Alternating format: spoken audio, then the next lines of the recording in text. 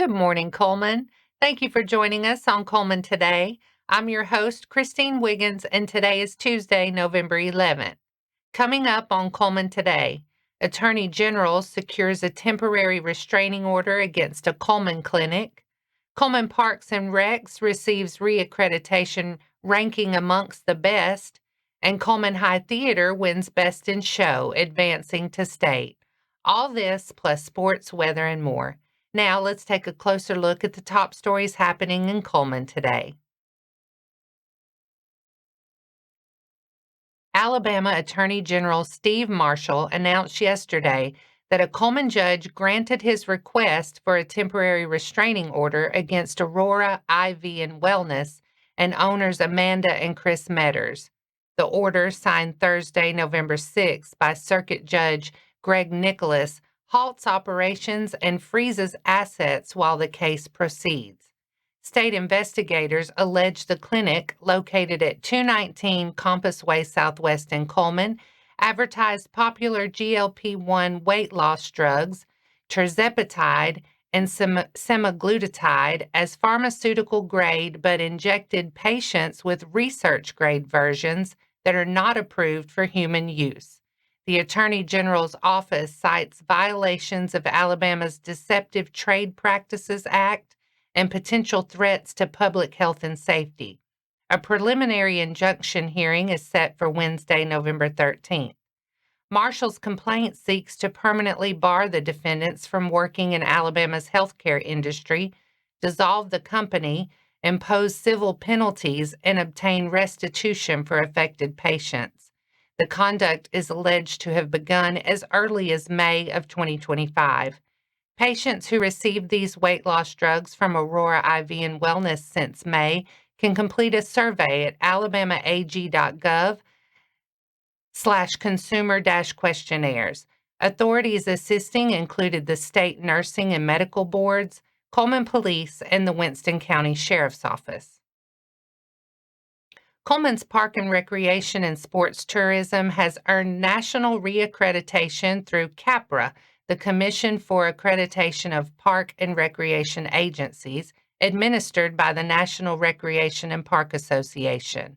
The honor places CPRST in the top 2.5% of agencies nationwide and one of only two in Alabama. Cullman first achieved CAPRA status in 2019 and cleared a rigorous 6-year review to keep it.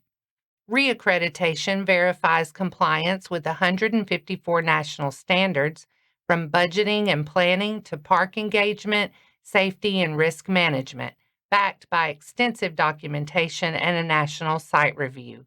Leaders say the recognition reflects years of day-to-day excellence across parks, programs, and facilities, not just a one-time checklist. This comes on the heels of CPRST's 2023 National Gold Medal Award for Excellence, a rare distinction in the South that recognizes the top-performing agencies by population. City officials say the dual honors signal responsible management, innovation, and a high quality of life for residents and visitors who use Cullman's parks every day. Cullman High School Theatre captured Best in Show for its one-act Sweet Surrender at the Alabama Conference of Theater's Trumbauer District 3 Festival in Decatur on November 1st, adding Best Costume Design and 36 individual superior ratings. Senior Caden Fales earned Best Actor, Noah Casey took Best Supporting Actor, and All-Star Cast honors went to Isaac Heinze, Lily Abbott, and Mary Atchison. Director Wayne Cook says the program's consistency shows Cullman has now won District Best in Show 9 of the past 11 years. Next up, the Bearcats take Sweet Surrender to the State Trumbauer Festival at UAB on December 5th through 6th, where it will be just one of 14 shows competing statewide. Trumbauer is Alabama's largest high school theater event, and Cullman's return trip underscores a deep roster and strong design, acting, and technical work. Another banner season for CHS Theatre, co-led with choral director Sarah Jane Skinner. And that's all for our top stories this morning. Coming up, Wallace State women roll to 4-0, plus Wallace State cross country battles snow and brings home twin sixths and an All-American. Sports is next.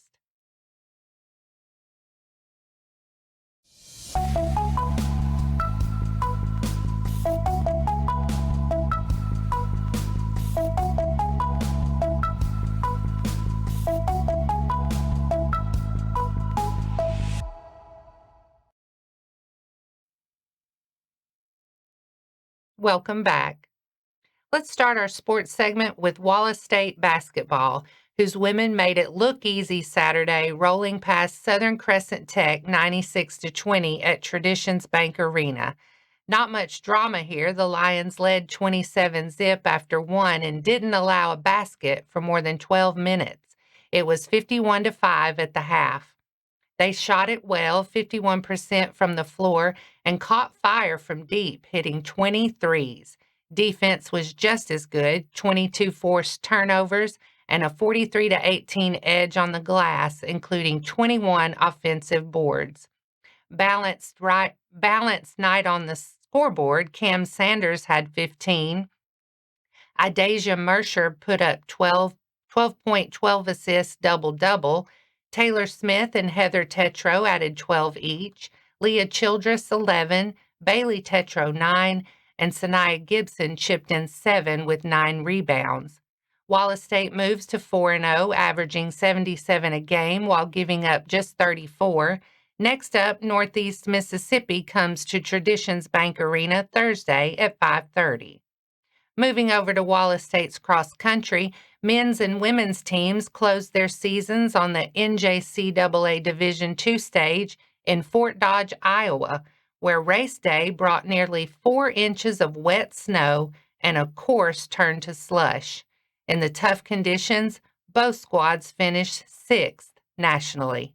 The men packed tightly. Tyler Anthony led in 33rd, followed by Carson Masterson 45th, Connor McCrary 49th, Elliot Denard 72nd, and Daniel Leha 73rd. The headline on the women's side was sophomore Brookelyn Morgan, who surged with the lead pack early and crossed 10th to earn NJCAA All-American honors.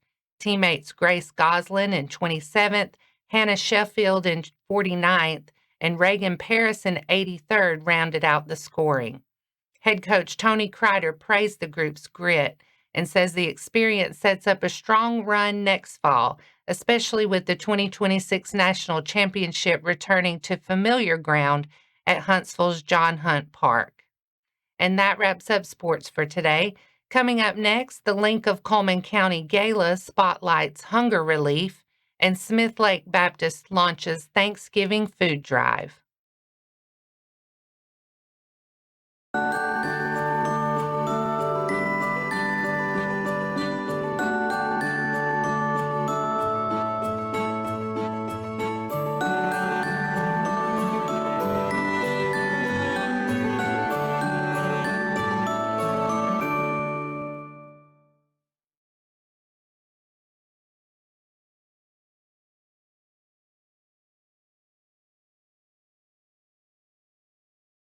Welcome back.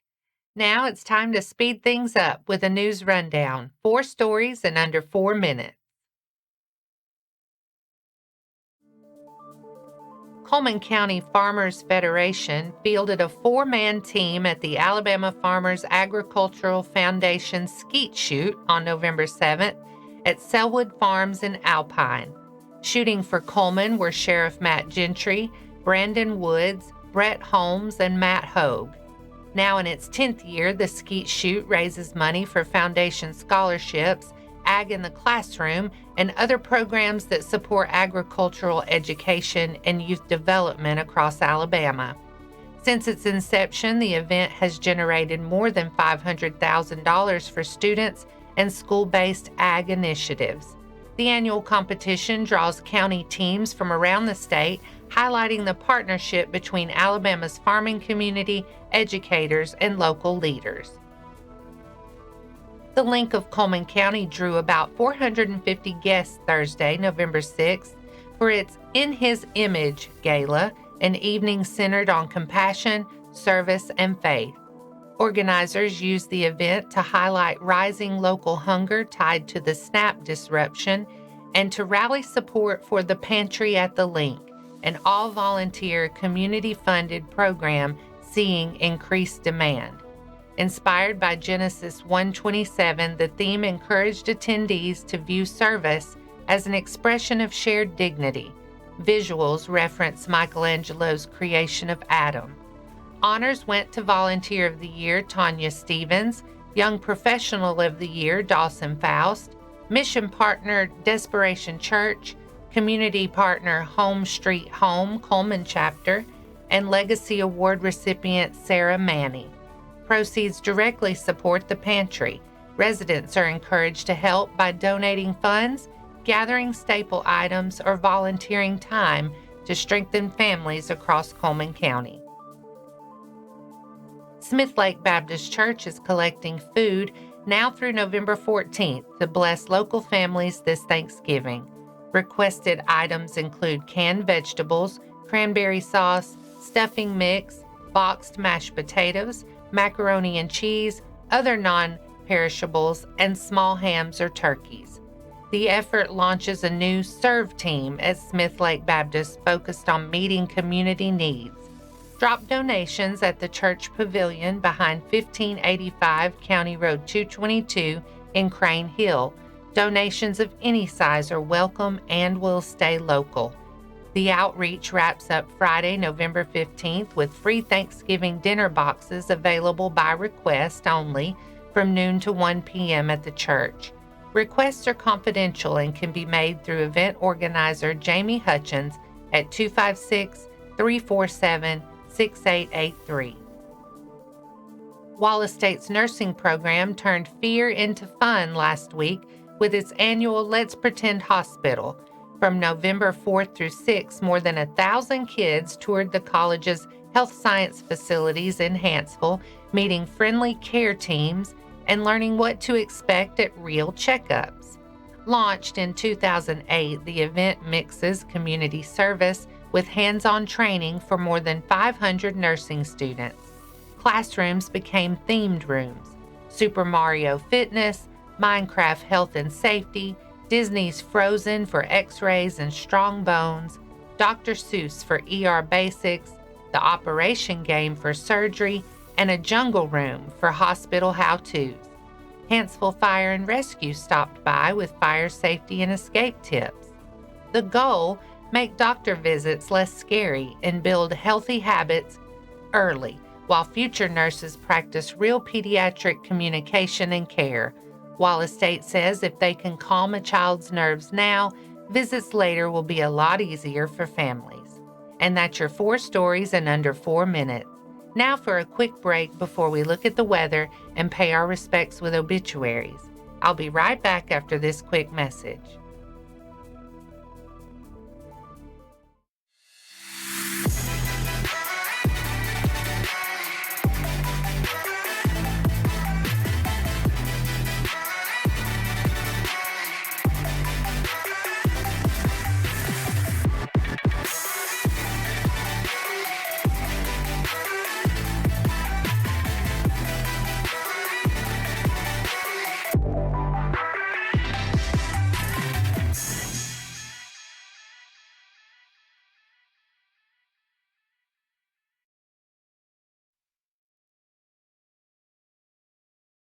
Let's take a moment to pause and remember those who have lost their lives this week.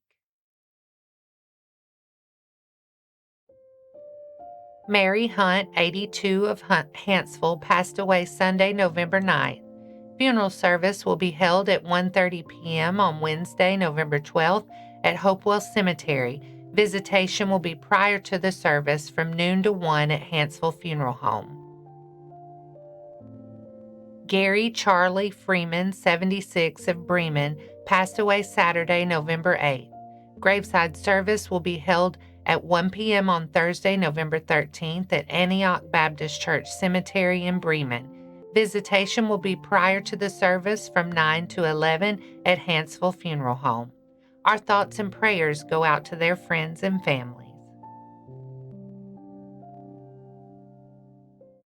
Now let's take a look at your weather forecast. We're off to a frosty start on this Veterans Day, so bundle up. But we'll see sunshine all day with a high near 50, a light southwest wind 5 to 10 miles per hour. Tonight, clear and not quite as harsh, low around 36.